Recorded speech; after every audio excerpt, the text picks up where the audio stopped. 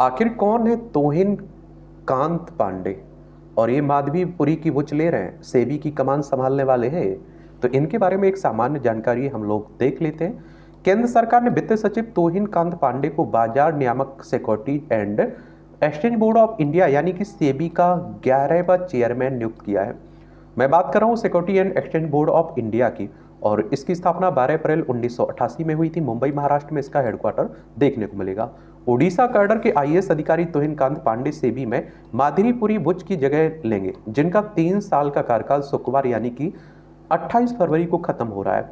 गुरुवार देर शाम जारी किए गए सरकारी आदेश के अनुसार केंद्रीय कैबिनेट की नियुक्ति समिति ने वित्त सचिव और राजस्व विभाग के सचिव की सेबी का चेयरमैन बनाए जाने पर मंजूरी दे दी। आदेश के अनुसार तोहिन कांत पांडे की शुरुआती नियुक्ति 3 साल के लिए हुई है। पांडे ऐसे समय में सेबी चीफ का पद संभालेंगे जब विदेशी संस्थागत निवेशकों की निकासी के बाद बाजार में मंदी का दबाव झेलने को मिल रहा है। समाचार एजेंसी पीटीआई के मुताबिक जनवरी से अब तक विदेशी पोर्टफोलियो निवेशकों ने 1 लाख करोड़ रुपए से अधिक की निकासी की है। 1987 बैच के आईएएस ऑफिसर पांडे वित्त मंत्रालय में सबसे वरिष्ठ अधिकारी हैं और राजस्व विभाग का कामकाज संभालते हैं। अब तक का इनका अगर हम सफर देखें तो समाचार एजेंसी पीटीआई के अनुसार Pandey department of investment and public asset management में सबसे लंबे समय तक सेवा देने वाले सचिव थे। डीआईपीएएम वित्त मंत्रालय का एक विभाग है जो सार्वजनिक क्षेत्र की कंपनियों और डिपार्टमेंट ऑफ पब्लिक इंटरप्राइजेज में सरकारी इक्विटी का प्रबंधन करता है।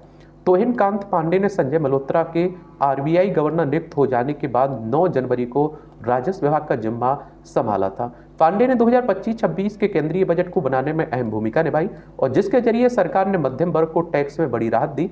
पांडे नए आयकर बिल को तैयार करने में भी शामिल थे, जो अब 64 साल पुराने इनकम टैक्स एक्ट 1961 की जगह लेगा।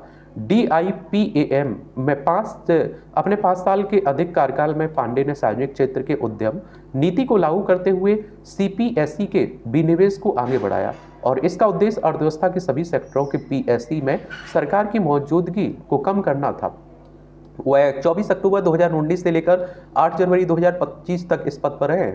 पांडे एयर इंडिया के निजीकरण में भी अहम भूमिका निभाई थी। इन्होंने 8 अक्टूबर 2021 को सरकार ने टाटा समूह को एयर इंडिया की नीलामी के लिए लगी बोली का विजेता घोषित किया था। टाटा ग्रुप ने एयर इंडिया के 18,000 करोड़ रुपए की बोली लगाई थी और 27 जनवरी 2022 को टाटा ग्रुप को एयर इंडिया का मालिकाना हक मिला था। पांडे ने आईडीबीआई बैंक के निजीकरण की योजना की भी देखरेख की थी। फिलहाल इस बैंक के निजीकरण की प्रक्रिया चल रही है। पंजाब यूनिवर्सिटी से यूनिवर्सिटी ऑफ बर्मिंघम तक तोहिन कांत पांडे ने चंडीगढ़ में पंजाब यूनिवर्सिटी से अर्थशास्त्र में एमबीए किया। इसके बाद उन्होंने यूनाइटेड किंगडम के यूनिवर्सिटी ऑफ बर्मिंघम में से एमबीए किया। उन्होंने उड़ीसा सरकार और भारत सरकार में अलग अलग जिम्मेदारियां भी संभाली। अपने करियर के शुरुआती दौर में तोहिन कांत पांडे ने स्वास्थ्य विभाग, कॉमर्शियल टैक्सेस, ट्रांसपोर्ट और फाइनेंस समेत की कई प्रशासकीय विभागों में काम किया। उन्होंने उड़ीसा स्टेट फाइनेंस कॉरपोरेशन के कार्यकारी निदेशक और उड़ीसा लघु उद्योग कॉरपोरेशन के प्रबंध निदेशक भी रह चुके हैं। केंद्र में रहते हुए तोहिन कांत पांडे अब नीति आयोग बन चुके योजना आयोग के संयुक्त सचिव भी रहे। योजना आयोग को प्रतिस्थापित करके 2015 में नीति आयोग आया था। इसमें आप देखिए कैबिनेट सचिवालय के संयुक्त सचिव और वाणिज्य मंत्रालय में डिप्टी सचिव के तौर पर ये अपनी सेवाएं दे चुके हैं। विवादों में रही है माधवीपुरी बुच।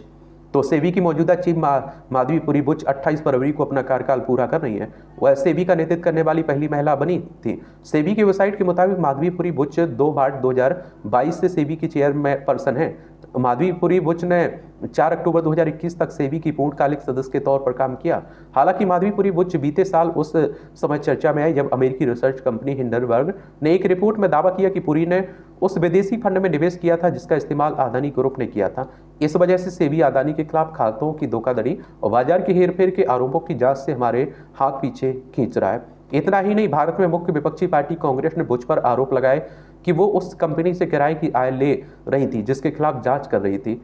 और साथ ही पार्टी ने आरोप लगाया कि बुच जिस आईसीआईसीआई बैंक में पहले काम किया करती थी उसकी नौकरी के बाद भी आर्थिक लाभ ले रही हैं।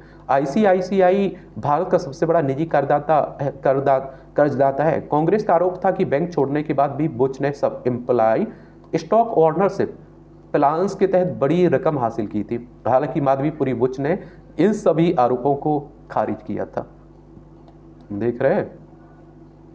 आप लोग क्या सोचते हैं? अपनी राय आप लोग जरूर बताया करिएगा। धन्यवाद।